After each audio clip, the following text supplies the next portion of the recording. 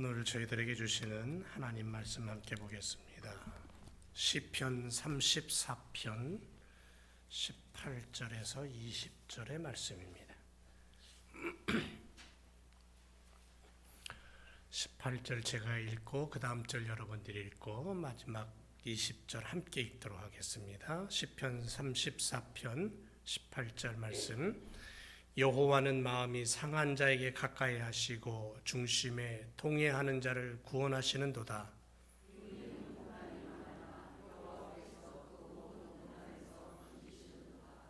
그 모든 뼈를 보호하시며 그 중에 하나도 꺾이지 아니하도다.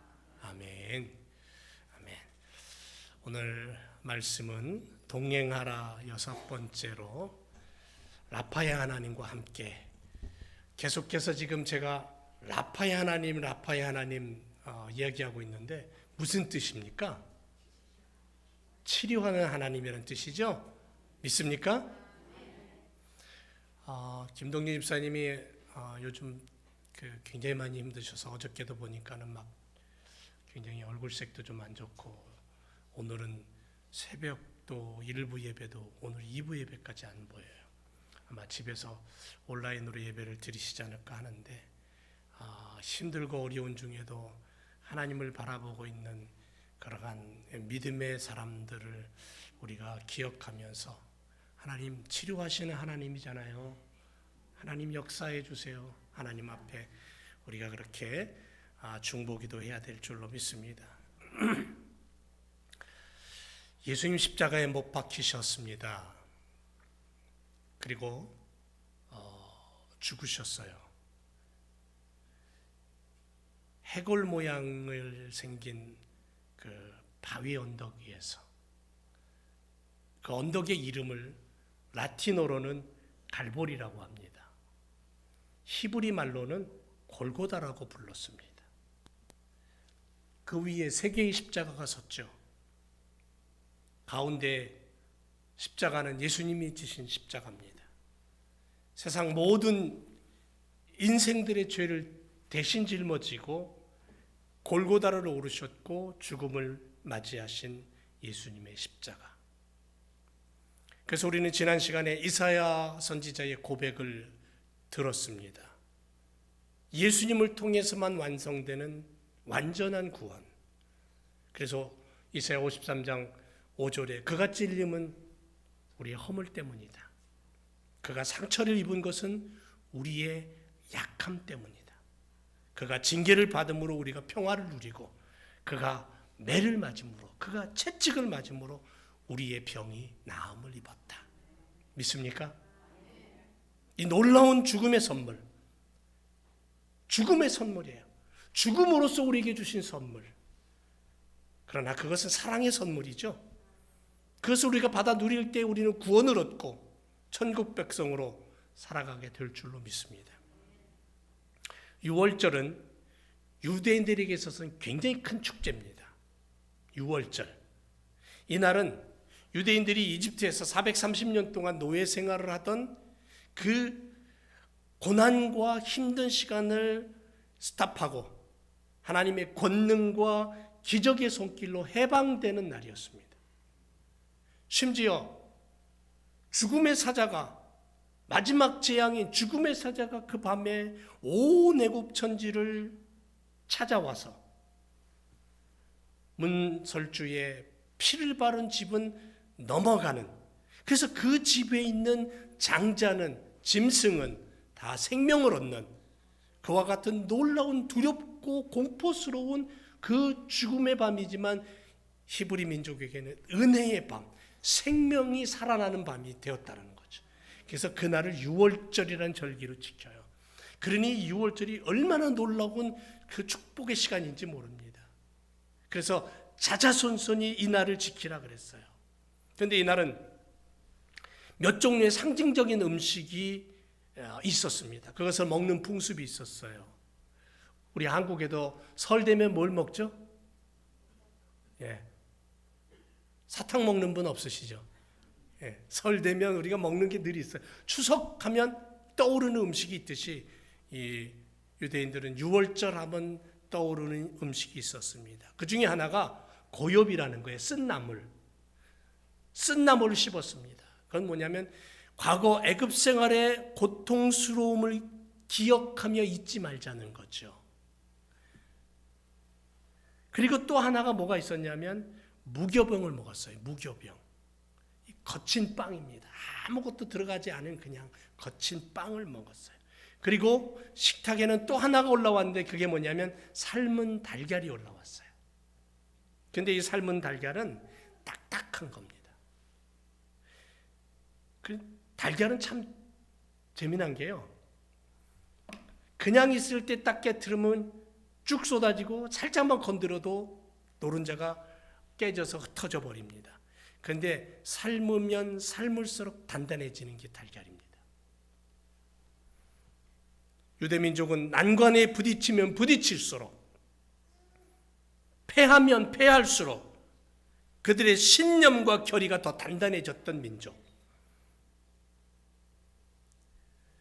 믿음을 소유한 성도들의 삶 속에 어렵고 힘든 일이 일어날 수가 있죠. 이민생활하면서 견디기 어렵고 참기 힘든 일들이 있습니다. 때로는 예고 없이 별안간 어떤 일들이 내게 닥칠 수 있다라는 거죠. 이럴 때 십자가의 주님을 기억하시기 바랍니다.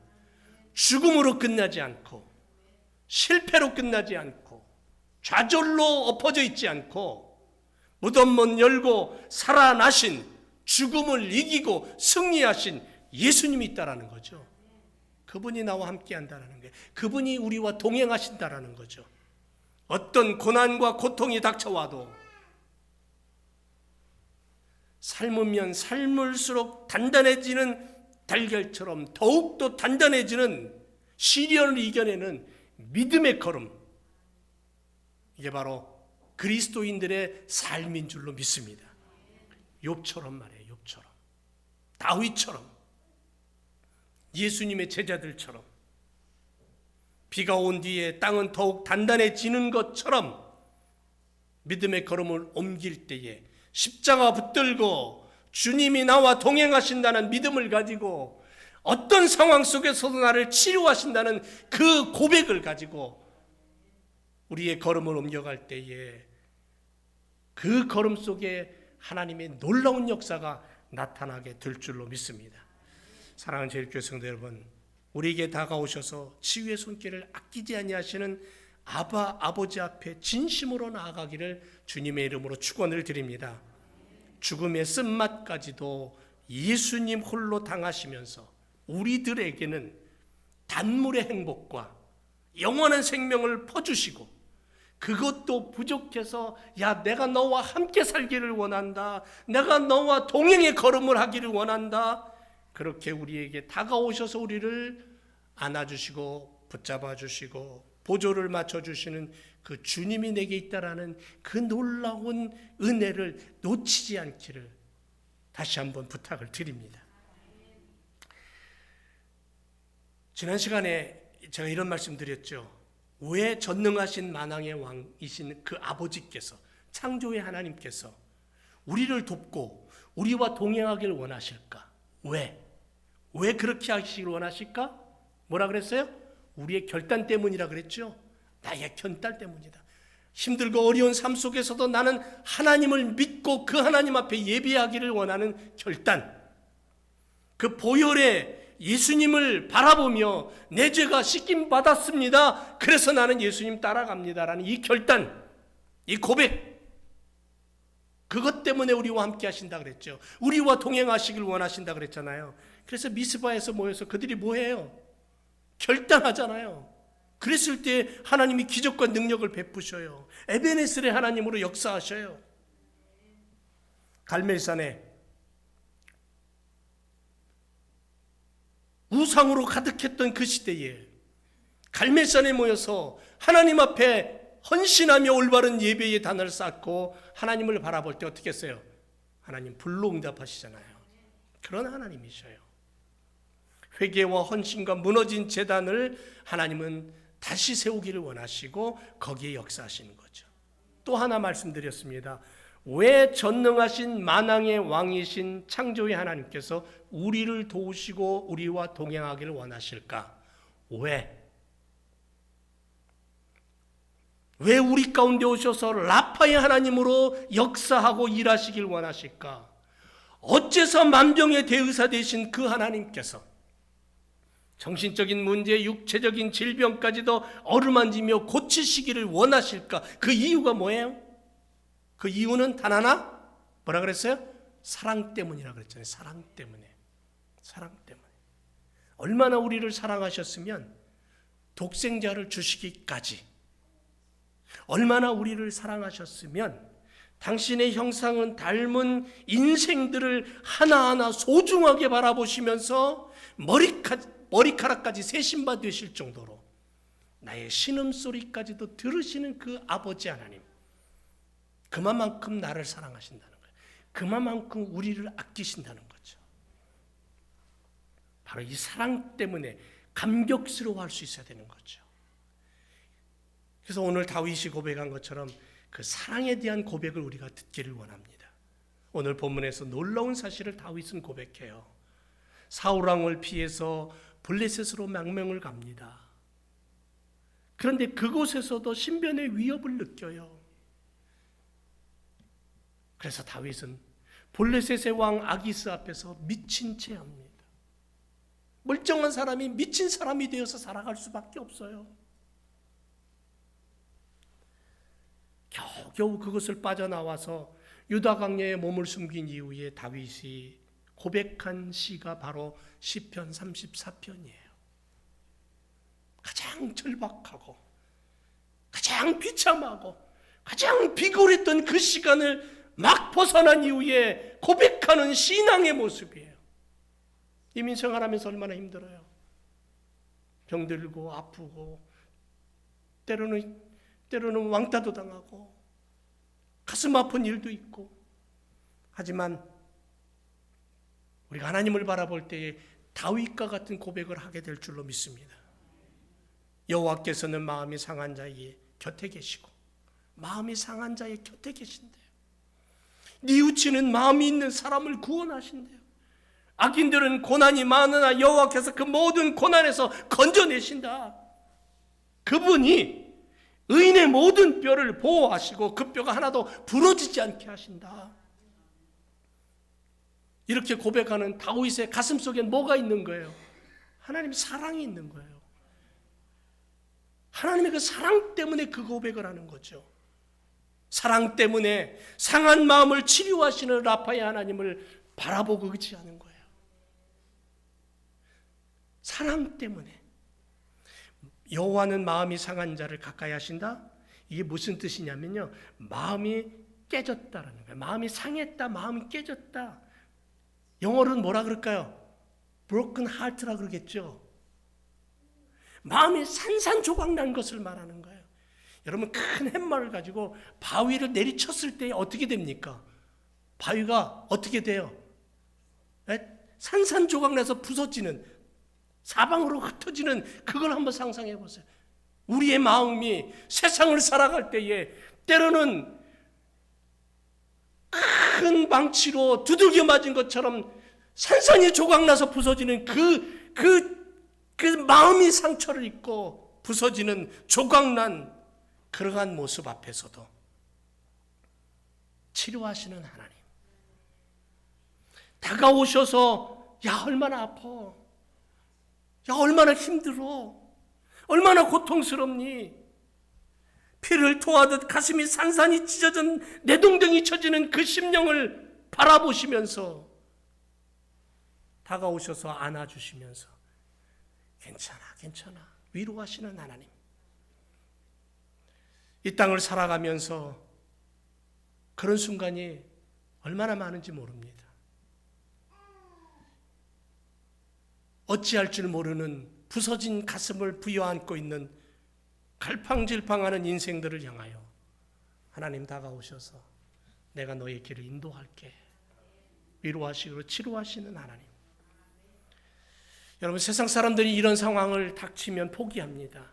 좌절합니다. 절망합니다. 낙심해서 스스로 생을 마감할지도 모르겠습니다. 그러나 하나님을 믿는 믿음의 사람들은 이럴 때 십자가 앞에 나가면 그분의 위로를 얻고 그분이 주시는 새 힘을 얻게 된다는 거죠. 그래서 다시 일어나는 거예요. 다시 일어서는 거예요. 시편 51편 17절에 하나님이 구하시는 제사는 상한 심령이라 그랬어요.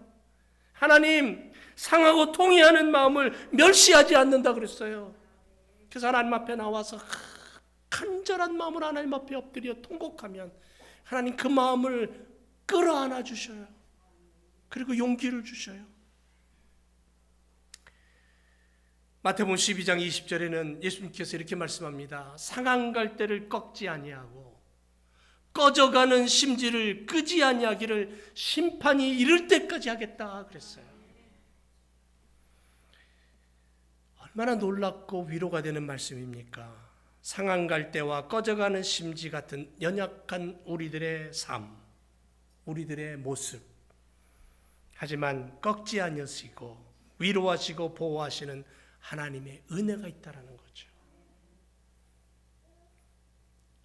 오늘도 교회를 문을 열고 들어오는 분들의 얼굴 하나하나를 바라보고 그 모습을 바라봅니다. 때로는 기쁨이야 웃음이 있을 수도 있지만 때로는 몸이 불편해서 힘든 그러한 몸을 이끌고 나오는 분도 있습니다. 때로는 어둠의 긴 터널을 빛도 없는 곳을 지나야 되는 인생 걸음이 될 때도 있습니다. 때로는 어떤 분은 잠을 이루지 못하는 밤을 지새울 때도 있습니다. 그러나 그 순간에 그 곁에 누가 계셔요? 나를 사랑하시는 주님이 계시다라는 거죠. 그걸 바라본다면 나는 새 힘을 얻게 된다는 거예요. 결코 우리를 홀로 버려두지 않는 주님이신 줄 믿습니다. 미국 보스턴에 있는 한 정신병원에 불쌍한 소녀가 수감되어 있었습니다. 수용되어 있었어요. 아무도 찾아오지 않습니다. 구석쟁이에 쪼그리고 앉아서 매일매일 외롭게 하루하루를 보냅니다. 회복불능이라는 판명을 받았습니다. 회복불능. 도저히 이 아이는 살아날 수 없다. 살아갈 수가 없다. 그런데 어느 날 이 소녀에게 한 젊은 간호사가 매일매일 과자를 들고 찾아옵니다. 그리고는 이렇게 말합니다. 얘, 나는 너를 사랑한단다. 너는 결코 외톨이가 아니야. 내가 있잖아. 6개월 동안 매일매일 찾아와서 위로해주고 과자를 주고 사랑을 던져주고 그러자 놀랍게도 이 소녀의 마음이 조금씩 열리기 시작했어요. 그리고는 입가에 미소가 찾아오기 시작했어요. 놀랍게도 정상이 된 거예요. 회복불능이라는 아이가 정상의 아이로 바뀌어버린 거예요. 간호사의 사랑으로 회복된 이 소녀는 자신도 누군가에게 그 사랑을 좀 베풀고 싶었어요. 그런데 마침 신문에 듣지도 보지도 말하지도 못하는 어린 소녀를 돌볼 사람을 구합니다라는 광고를 보게 됐어요. 그래서 당장에 찾아갔습니다. 그리고 그 아이의 스승이 되었어요. 그분이 누군지 아세요? 어린 소녀의 이름은 헬렌 켈러고 그 스승은 1866년에 우리 매사추세츠 에고암 피딩힐에서 태어난 설리반 선생이에요. 설리반. 여러분, 우리가 살고 있는 이 지역은 정말 위대한 사람들 많이 나온 곳입니다. 후에 사람들이 이렇게 말합니다. 당신은 어떻게 그렇게 훌륭한 일을 해낼 수 있었습니까? 아니, 회복불능에서 어떻게 이렇게 정상이 되고 그리고 어떻게 그 놀라운 일을 해낼 수 있습니까? 헬렌 켈러라는 위대한 인물을 만들어냈잖아요. 그런데 설리반은 이렇게 말합니다. 나도 사랑을 받았기 때문에 사랑을 줄 수 있었습니다. 사랑하는 성도 여러분, 은혜 받은 사람이 은혜를 줄 수 있어요. 사랑받은 사람이 사랑을 주고요. 용서받은 사람이 십자가의 용서를 주고 축복받은 사람이 축복을 선물할 수 있는 거예요. 우리 제일교회 성도들, 하나님의 은혜가 내게 있습니까? 하나님의 사랑과 용서가 내 안에 있습니까? 그러면 줄 수 있는 거예요. 나눌 수 있는 거예요. 매 주일마다 우리 교회를 보면 그 사랑을 나누고 그 사랑을 주고 받고 그렇게 서로를 위로하고 서로에게 용기를 주는 모습들을 참 많이 봅니다. 십자가의 용서가 내 안에 가득합니까? 그렇다면 그 용서를 나눌 수 있고 축복을 나눌 수 있고 그 축복을 전달해 줄 수 있는 거죠. 여러분, 우리 주변에는 전쟁으로 인해서 먹을 것이 없어서 병들어서 고통당하는 수많은 인생들을 우리는 보게 됩니다. 심지어는 우리 이영주 선교사님 지금은 여기 앉아 계시지만 과테말라만 가도요, 신앙의 자유가 있고 먹을 거 마음대로 가질 수 있는 그 자유의 나라에도 정말 가난하고 어렵게 사는 사람들이 얼마나 많은지 몰라요. 병들어서 고통당하는 사람, 마음의 상처를 받은 사람, 하나님의 사랑의 손길을 경험한 우리들이 그들을 향하여 손을 내밀고 그들의 영혼을 향하여 기도할 수 있어야 진정한 하나님의 사람이 아니겠습니까? 우리 제1교회가 사랑 때문에 상한 마음을 치료하시는 라파의 하나님을 붙잡고 우리도 그와 같은 삶을 살아야 될 줄로 믿습니다. 사랑 때문에 중심에 통회한 자를 구원하시는 치료의 하나님, 여러분 이 하나님 붙잡으시기 바랍니다. 상한 마음을 치료하실 뿐 아니라 중심에 통회하는 자를 구원하신대요. 중심에 통회한다는 것은 깊은 영혼 깊은 곳에서부터 자신의 죄를 깊이 뉘우치는 자를 말하는 거예요. 죄 때문에 괴로워하고 마음 아파하고 하나님을 두려워하고 애통의 눈물을 흘리며 회개하는 자, 삶의 수렁에 빠져 괴로워하고 삶이 지쳐 무거운 심령으로 주님 앞에 나와서 주님, 내 마음이 이렇게 무거운데, 내 삶이 이렇게 죄 속에 묻혀 있는데 하나님 나 좀 건져주세요 하고 하나님 앞에 하소연하며 통곡하는 자, 어떻게 하신다고요? 구원하신대요. 구원하신다는 게 뭐예요? 건져내신다는 거예요. 물에 빠져서 허덕이고 수영도 못하는 사람이 허덕이고 물을 한 번 마시고 그리고 또 허덕이고, 물에 빠진 사람이 물에 빠졌다가 들어왔다 나갔다 한 3번 하면 그냥 안 나온대요. 3번째 들어가면 물을 먹고 또 마시고는, 그리고는 이제 죽어가는 거죠. 그 마지막 순간에 어떻게 해요? 누군가가 뛰어들어서 건져냈다면 생명의 은인 아닙니까? 죽음의 바다에 빠져 있는 우리들, 그런 우리들을 건져내시는 분이 누구예요? 우리 주님이셔요. 건져내면 끝입니까? 건져낸 다음에 어떻게 해야 돼요? 물을 2번쯤 확 마시고는 이제 완전히 그냥 죽음 직전까지 갔어요. 이제 죽었어요, 아예. 그 건져 놓으니까 어떻게 돼요? 가만 놔두면 어떻게 됩니까? 숨도 안 쉬는데 죽죠. 어떻게 돼요? 인공호흡 해야지. 눌러대고 막혔던 숨을 뚫어줘야죠. 그러려면 어떻게 해야 돼요? 인공호흡뿐 아니라 그 다음에 어떻게 해야 돼요? 안 해보셨으니까 모르지.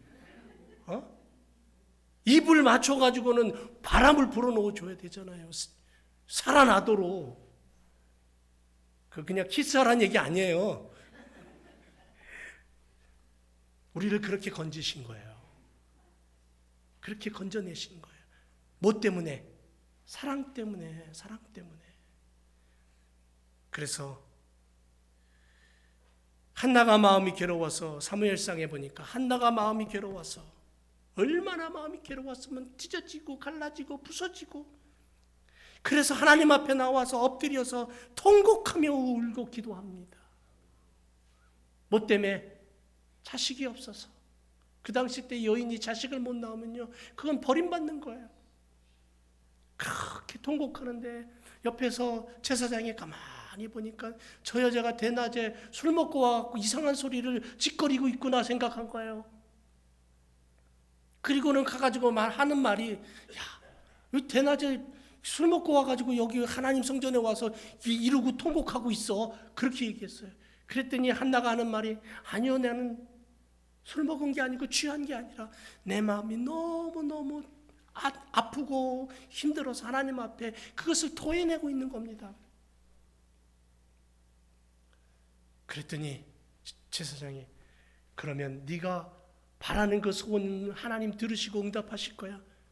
그리고는 임신해서 낳은 아들이 누구예요? 구약 성경에 가장 위대한 선지자 사무엘 선지자가 나온 거예요. 통곡하는 자, 중심에 통회하는 자 하나님이 들으신다는 거죠.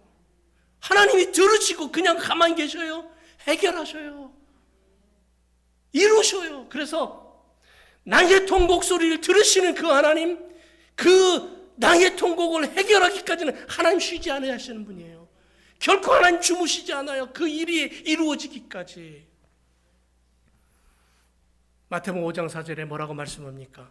애통하는 자는 복이 있나니 저희가 위로를 받는다 그랬습니다. 응답이죠. 하나님 앞에 통회하는 자를 구원하시고 소원을 이루시고 병을 고치시고 죄를 사하시고 마음과 영이 새롭게 하시고 하나님의 축복이 넘치게 하시는 거예요. 사랑하는 제일교회 여러분, 2024년을 살아가면서 하나님 앞에 나와 좀 울어보세요. 하나님 앞에 나와서 가슴을 치며 통곡해 보세요. 하나님이 그 소리를 반드시 기억하신다는 거예요. 하나님 앞에 나와서 울기만 해도 고치시고 싸매시는데 가슴을 치면서 하나님 앞에 뒹굴어 보세요. 하나님 가만히 계시겠습니까? 제가 고등학교 때 성경을 가르치던 전도사님이 그런 간증을 했어요. 나이 많아가지고는 신학교 가서 사명 받아갖고 하나님 말씀을 고등학교 와서 가르쳤는데 그분이 그런 얘기를 말씀하시는 게 오랜 시간이 지나도 아직도 기억이 나요. 너무너무 힘들어서, 너무너무 먹을 것이 없어서, 몸은 병들어가지고 고칠 방법은 없고, 그래서 어떻게 했냐면은 아무도 없는 방에, 어린 시절이죠. 중학교쯤 된 것 같아요. 중학생쯤. 그 어린 나이에 아랫목에서 윗목까지, 윗목에서 아랫목까지 뒹굴뒹굴 구르면서 하염없이 통곡했대요. 하염없이 울었대요. 하나님 그 소리 들으신 거예요. 고치시고 사명 주시고 하나님의 일꾼 되게 하셨어요. 여러분 하나님 앞에 울어보세요. 통곡해 보세요. 하나님 반드시 들으셔요. 반드시 응답하셔요. 왜? 사랑 때문에. 사랑 때문에. 사랑 때문에 목숨까지 주셨는데 이거 못하겠어요? 그래서 그 하나님은 사랑 때문에 모든 고난을 고난에서 건져주시고 당신의 자녀들의 뼈가 하나도 꺾이지 않도록 보호하시고 얼마나 놀라운 하나님인지. 그래서 마태복음 10장에 보면 너희의 머리털까지 다 세심바 되었다 그랬어요. 이런 하나님이 우리 하나님이신 줄 믿습니다. 눈동자같이 보호하시겠다. 어깨 사이에 거하게 하시겠다. 아버지가 아들을 목마 태우듯이 그렇게 보호하시겠다. 신명기에 보니까 인자와 진리로 보호할 것이고 독수리가 새끼를 보호하듯 그렇게 너희를 보호할 것이고 목자가 양을 품에 안듯 그렇게 품어주실 것이다. 사랑하는 제일교회 성도 여러분, 우리 하나님 어떤 하나님입니까? 어떤 아버지입니까? 라파이신 줄 믿습니다. 상한 마음을 치료하시는 하나님, 중심에 통회한 자를 구원하시는 하나님, 모든 고난에서 건지시고 모든 뼈를 보호하시고 그렇게 치료하시고 동행하시는 그 하나님을 끝물의 인생에서 독이 퍼진 인생에서 엘림의 인생으로 생명을 주고 새로운 길을 제시하시고 새로운 샘을 주시고 새로운 축복을 주시는 그런 인생으로 바꾸어 놓으시는 주님을 바라보며 달려가시기를 주님의 이름으로 축원을 드립니다. 기도하겠습니다.